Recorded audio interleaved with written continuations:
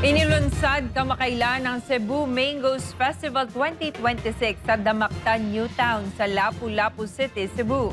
Ngayong taon, naging simbolo ito ng katatagan at pagbangon matapos wasakin ng Bagyong Odette ang daang-daang puno ng mangga noong 2021. Narito ang ulat ni Aileen Navarro mula sa Lapu-Lapu City, Cebu. Higit pa sa pagdiriwang ng world-famous mangoes ng Cebu, naging simbolo rin ng pagbangon at katatagan ang Cebu Mangoes Festival 2026 matapos wasaki ng Bagyong Odette ang mahigit 200 puno ng mangga sa palibot ng Mactan New Town noong taong 2021. Sa pagbubukas ng festival sa Damactan New Town sa Lapu-Lapu City, muling ipinakita ang pag-asa at patuloy na pagsisikap na buhayin ang industriya ng mangga sa lalawigan ng Cebu. Higit pa sa isang pagdiriwang ng pinakamatamis na prutas ng Cebu, ang Cebu Mangoes Festival ngayong taon ay naging kwento ng pagbangon, rehabilitasyon at pag-asa. Sa pagbubukas ng Cebu Mangoes Festival sa Damactan New Town, binigyang diin ng Mega World Corporation bilang tagapag-organisa hindi lamang ang tamis ng mangga ng Cebu, kundi pati ang masakit na epekto ng Bagyong Odette na sumira sa mga puno noong taong 2021. Mula sa mahigit 200 puno ng mangga sa Damactan New Town, nasa 130 na lamang ang natitira ngayon. Isang tahimik na paalala ng bagyong nagbago sa tanawin ng agrikultura sa Cebu. Sa taong ito, mas malalim ang mensahe ng selebrasyon. Hindi lamang turismo at pagkain kundi pagbangon. Ang isang linggong aktibidad mula Mayo 22 hanggang 31 ay tampok ang mango exhibits, cultural performances, food fairs at family activities. The Newtown Mango Festival would really aim to attract tourists, local and international tourists alike. The Mactan Newtown having a regular traffic, we have whole year round tourists and local alike, that would definitely boost tourism, not only in Lapu-Lapu City but in entire Cebu. Ayon kay Ms. Marilo Cunisala, General Manager ng Damactan New Town Mega World Lifestyle Malls, nandito sa Cebu ang pinakamatamis na klase ng mangga sa Pilipinas. So definitely yes, because we have the sweetest mangoes in the Philippines. This mangoes provides livelihood. We celebrate traditions, we celebrate life.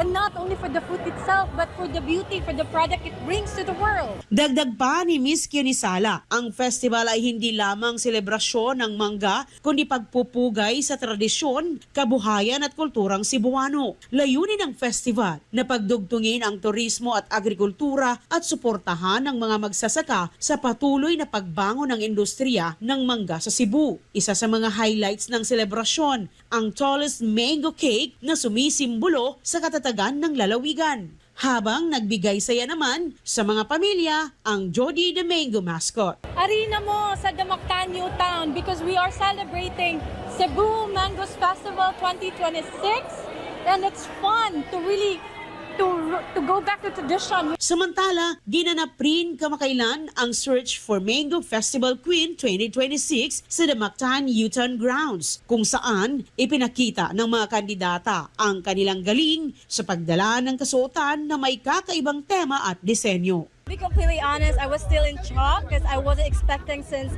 I am a very unexperienced in festival queens, and today I'm just very grateful that I was chosen to be in the top 3, and it is really an amazing experience for me, and it's very it opened my horizon. I'm so grateful for the Mega World and also for the Mango Festival. Thank you. I am very surprised to be the first runner-up because I did not expect it, because there's so many more wonderful candidates that deserve this placement as well.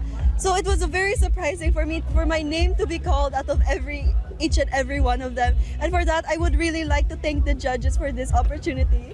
Thank you. I'm so grateful that I am the newly crowned, and earlier I'm so nervous because there's a lot of beautiful candidates, and I didn't expect that I am the one who choose as a newly crowned. So that's why I'm so thankful to Papa God. I think being myself is my edge, because if you are be yourself, you can walk in stage confident and authentic. Sa kabila ng pagsubok matapos ang Bagyong Odette, nananatiling matatag ang mga Cebuano sa muling pagbuhay ng industriya ng mangga.